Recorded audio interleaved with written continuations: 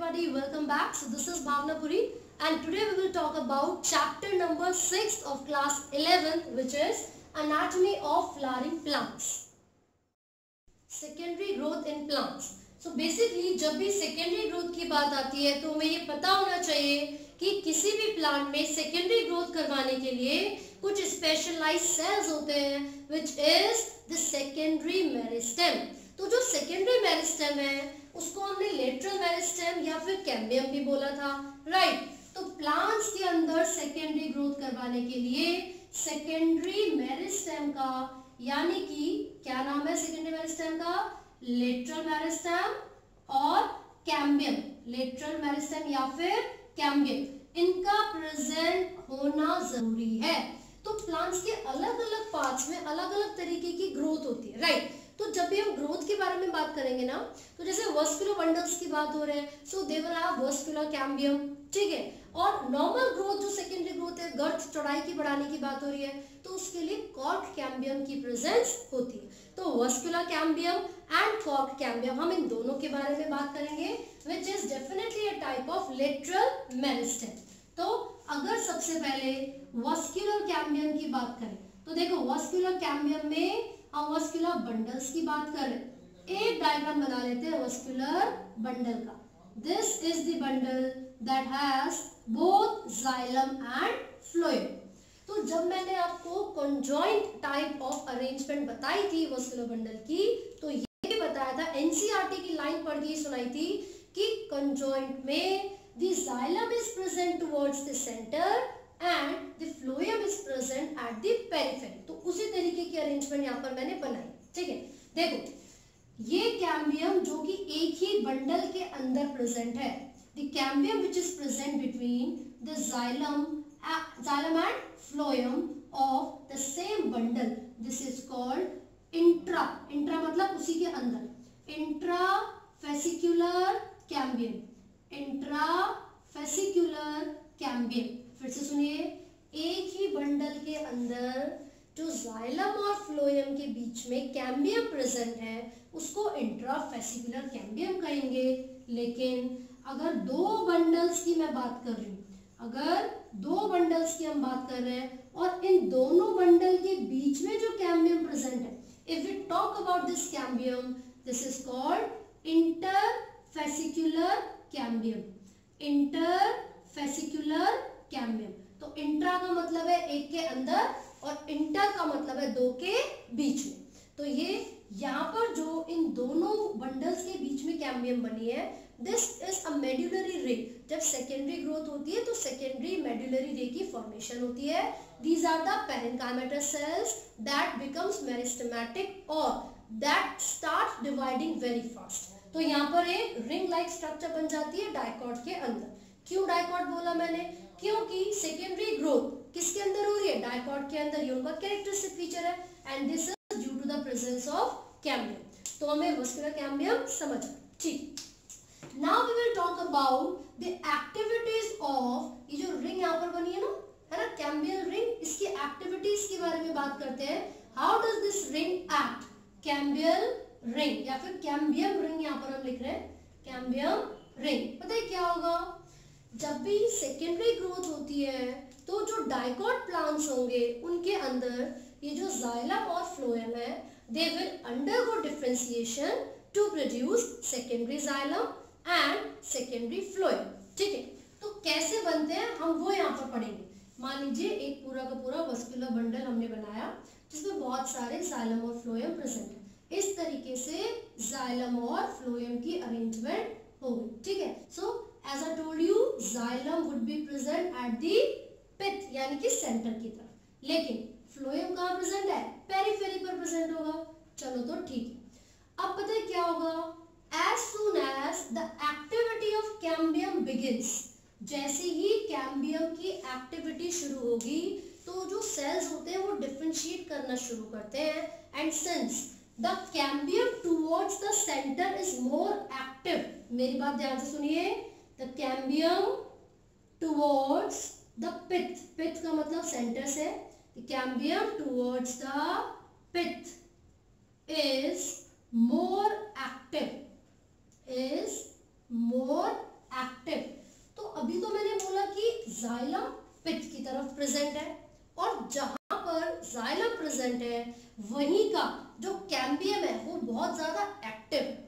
इसका मतलब ये हुआ कि जब ये जाइलम सेकेंडरी ग्रोथ करेंगे और सेकेंडरी जाइलम की फॉर्मेशन होगी तो इनका जो रेट होगा वो इतना फास्ट होगा that they will start crushing the phloem. फिर से बताती हूँ, सेकेंडरी जाइलम की फॉर्मेशन का रेट इतना ज्यादा रैपिड होगा, इतना ज्यादा फास्ट होगा कि ये इतनी जल्दी जल्दी डिवाइड करेंगे that the cells of the phloem will be crushed. सारे जो सेल्स होंगे फ्लोएम के वो क्रश्ड हो जाएंगे। ये चीज आपको याद रखनी है। तो इस वजह से secondary xylem is formed rapidly. जो सेकेंडरी जाइलम है उसकी फॉर्मेशन रैपिडली होती है। हेंस क्रशिंग, किसको क्रश कर देते हैं? Crushing the phloem, the cells of phloem. और जो प्राइमरी और सेकेंडरी जाइलम यहाँ पर बने हैं दे विल रिमेन इंटैक्ट। वो ऐसा इधर उधर नहीं होते, वो अपनी पोजीशन पर रहते हैं। बस उनकी जो डिवीजन का जो रेट होता है वो इतना ज्यादा होता है कि जो फ्लोएम की ग्रोथ है वहां पर वो रुक जाती है ना। जैसे कि जब स्टेम की हम बात कर रहे हैं तो उसमें फ्लोएम पैरेन्काइमा एब्सेंट होता है। ये बहुत इंपॉर्टेंट क्वेश्चन है। Phloem parenchyma is absent in monocot. Monocot के स्टेम में, मोनोकॉट की स्टेम में फ्लोएम पैरेन्काइमा नहीं होता। फ्लोएम पैरेन्काइमा नहीं होता, ठीक है। जबकि डाइकॉट की स्टेम में होगा, डाइकॉट की स्टेम में होगा। And this phloem parenchyma will slowly get degenerate. Degenerate मतलब क्रश हो जाना, ठीक है। तो यहाँ पर हमने कैम्बियम रिंग की एक्टिविटी के बारे में बात की।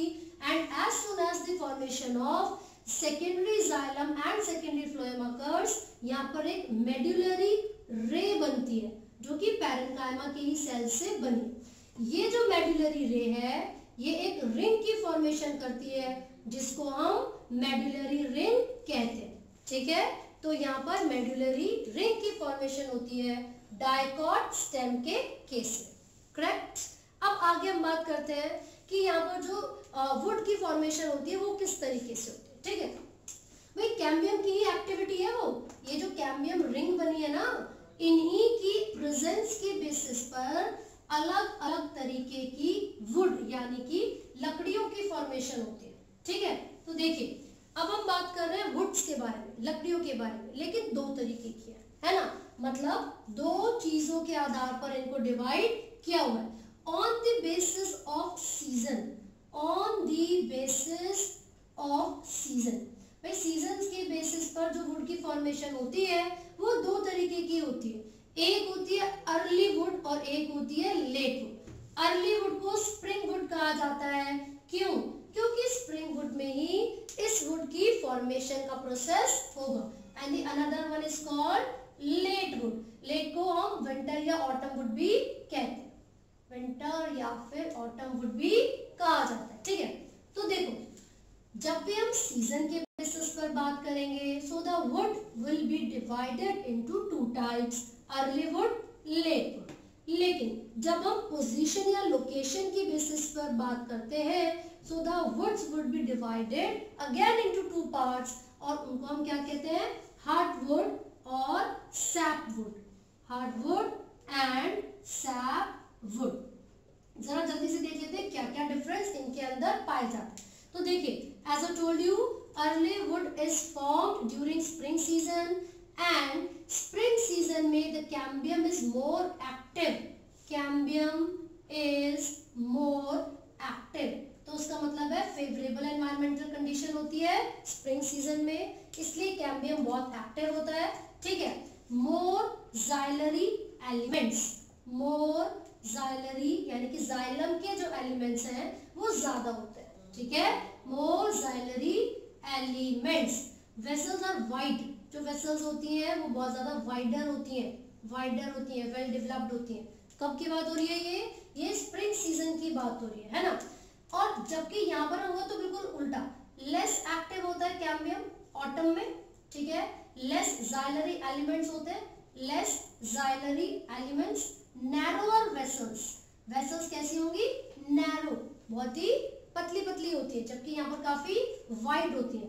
अगला और एक बहुत इंपॉर्टेंट फीचर अगर हम बात करेंगे तो जो डेंसिटी होती है इन वुड्स की, लाइट और डार्क अपीयर होते हैं, जो बैंड्स बनते हैं इन वुड की फॉर्मेशन के आधार पर, वो ऐसे आपको नजर आएंगे, light band, dark band, light dark, बहुत डार्क, ठीक है। तो क्योंकि हर सीजन के हिसाब से इस वुड की फॉर्मेशन हो रही है, तो एक साल में एक जो रिंग है उसकी फॉर्मेशन हमें नजर आएगी, तो this is called annual ring. और इसी एनुअल रिंग के आधार पर हम डिटरमाइन कर सकते हैं किसी भी एक पेड़ की एज को, किसी भी एक ट्री की एज को डिटरमाइन किया जा सकता है on the basis of the number of annual rings, ठीक है। तो लो डेंसिटी या लाइटर इन कलर है ना, और ये ज्यादा डेंसिटी होगी और हाइयर इन, मतलब हाइयर क्या, डार्कर इन कलर हो जाएंगे, ठीक है, darker. So just because the arrangement of early and late wood is such a way that they give light dark appearance, तो उसके बेसिस पर हम एनुअल रिंग्स को काउंट करके किसी भी ट्री की एज को डिटरमाइन कर सकते हैं। क्लियर है? अब हम नेक्स्ट किसके बारे में बात कर रहे हैं, हार्डवुड और सैपवुड के बारे में। तो देखिए जो हार्डवुड होती है, देखा जाए तो इनकी जो सेल वॉल होती है, सेल वॉल लिग्निफाइड होती है, सेल वॉल लिग्निफाइड होती है और हार्ड होती है। भाई लिग्निफाइड का मतलब ये हो गया कि लिग्निन बहुत ज्यादा डिपॉजिट होगा, ठीक है। ये कंपैरेटिवली बिल्कुल हार्ड नहीं होगी, सॉफ्टर टिश्यू से बनी हुई होगी। यहाँ पर डिपोजिशन होता है बहुत सारे केमिकल सब्सटेंसेस का, पैक्टिन केमिकल है ना, अदर केमिकल, ये सब डिपॉजिट होते हैं जो कि इस हार्डवुड को रेजिस्टेंट बनाते हैं। रेजिस्टेंट बनाएंगे, इसकी ड्यूरेशन को इंक्रीज करेंगे, मोर ड्यूरेशन, ठीक है, या ड्यूरेशन इंक्रीज हो जाती है, जबकि ये इंसेक्ट के एक्शन से रेजिस्टेंट नहीं होती। नो रेजिस्टेंस, नो रेजिस्टेंस, इसका मतलब ये हुआ हार्डवुड में जो सेल वॉल है वो इतनी ज्यादा हार्ड है, इतनी लिग्निफाइड है कि जो माइक्रोबियल एक्शंस होंगे, इंसेक्ट्स के एक्शन होंगे, उनका हार्डवुड पर कोई भी असर नहीं होगा। लेकिन सैपवुड में no resistance from microbial actions, from microbial actions. तो भाई सिंपल सी बात है, ये जो इतनी हार्ड है, ये जो इतनी लिग्निफाइड है, तो ये किस चीज में हेल्प करेगी, ये हेल्प करती है प्रोटेक्शन यानी कि सपोर्ट प्रोवाइड करवाने में, जबकि ये वाटर को कंडक्ट करने में हेल्प करेगी। जो सैपवुड है it helps in the conduction of water, ठीक है, साथ मिनरल्स को भी कंडक्ट करती है। और इसके पास जाइलम प्रेजेंट होगा, लिविंग टिश्यूज प्रेजेंट होंगे, जबकि इसके पास जाइलम या लिविंग टिश्यूज प्रेजेंट नहीं है। तो ये बेसिक डिफरेंस है जो कि आपको इन दोनों में याद रखना है, हार्डवुड और सैपवुड में। तो हार्डवुड में लिग्निफाइड है, हार्ड है, जबकि सैपवुड में सॉफ्ट टिश्यूज है ना। एक एनसीईआरटी की लाइन में आपको बता रही हूँ जिसमें लिखा हुआ है, हम बात कर रहे हैं हार्डवुड के बारे में। Due to the deposition of certain chemicals या organic compounds like tannins, resin, gums, oil, aromatic substance, है ना, इसमें जो इनरमोस्ट लेयर होती है वो हार्ड, ड्यूरेबल और रेजिस्टेंट हो जाती है। Hard, durable and resistance, and we are talking about hardwood. ये जो इनर लेयर बनेगी आगे चल के किस चीज में बदल जाएगी, हार्डवुड में बदलेगी, ठीक है। फिर यहाँ पर डेड एलिमेंट्स प्रेजेंट होते हैं, हाईली लिग्निफाइड होती है, ये वाटर को कंडक्ट नहीं करेगी, ठीक है। लेकिन जब हम बात करते हैं सैपवुड के बारे में, ये क्या है, सॉफ्ट है, इसमें सेकेंडरी जाइलम पेरिफेरी रीजन पर प्रेजेंट होते हैं, लाइटर इन कलर होती है और वाटर और मिनरल्स को रूट से लीफ तक कंडक्ट करने का काम करती है। तो एक पॉइंट हमें यहाँ पर लिखना है, सेकेंडरी जाइलम पेरिफेरल होते हैं, सेकेंडरी जाइलम पेरिफेरल, तो ये जरूर याद रखिएगा, सेकेंडरी जाइलम पेरिफेरल होते हैं सैपवुड में। ये क्वेश्चन काफी बार पूछा जाता है। तो हमने क्या लिखा है, सेकेंडरी जाइलम कैसे होंगे, द पेरिफेरल रीजन, और वो लाइटर कलर के होते हैं। कैसे होते हैं, लाइटर कलर के होते हैं। सो अब हमने यहाँ तक कंप्लीट कर लिया है हार्डवुड एंड सैपवुड तक। तो दोस्तों अगर आपको किसी भी टॉपिक में कोई भी डाउट्स है तो आप कमेंट कर सकते हैं, हमसे पूछ सकते हैं, ठीक है। And do not forget to like, share and subscribe. Thank you.